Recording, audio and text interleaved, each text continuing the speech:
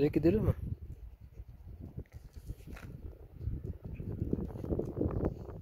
Nereye gidelim?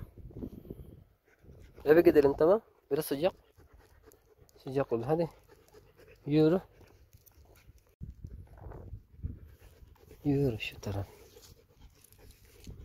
Hadi yürü. Şöyle git oraya. Hadi gel. Gel hadi.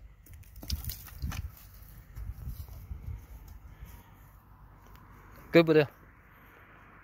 Gel. Gel buraya, hadi çabuk çabuk hadi. Nereye gideceksin?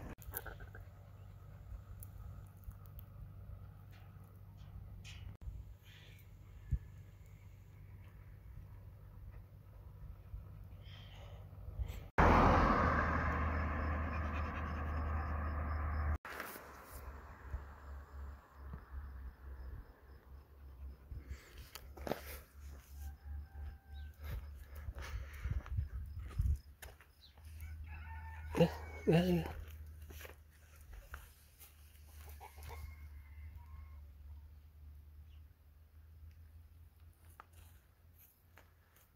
Kimse gelmiyor buraya.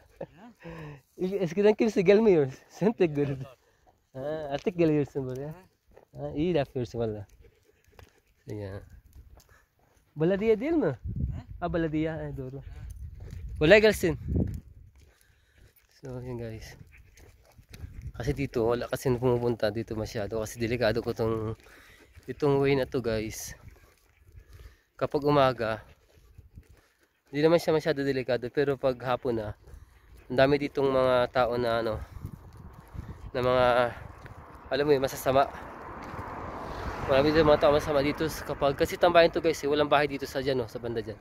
Tambahin to ng mga gumagamit, ng mga nagiinom, ng mga pusakal, tawagin. Kaya dito wala masyadong pumupunta. So first time ko nakita na naglilinis. Yan, saka mabibilis yung magpatakbo yung mga sakyan dito kasi yung sa dulo niya mayroong mga restaurant ng mga inuman. So kapag dumadaan sila dito, akala mo mga eroplano, sobrang lakas. Dito, mula dito guys sa kinakatuyan ko yan, matatanaw natin yung Mardin. So zoom natin, bekle, zoom natin yan. Ito po yung old Mardin niya. Ito na po yung pinaka national road nila. Kitang kita dito yung view ng Old Mardin. So ito yung front ng Old Mardin guys, nakaharap yan sa sa border ng Syria sa Iraq. Yan.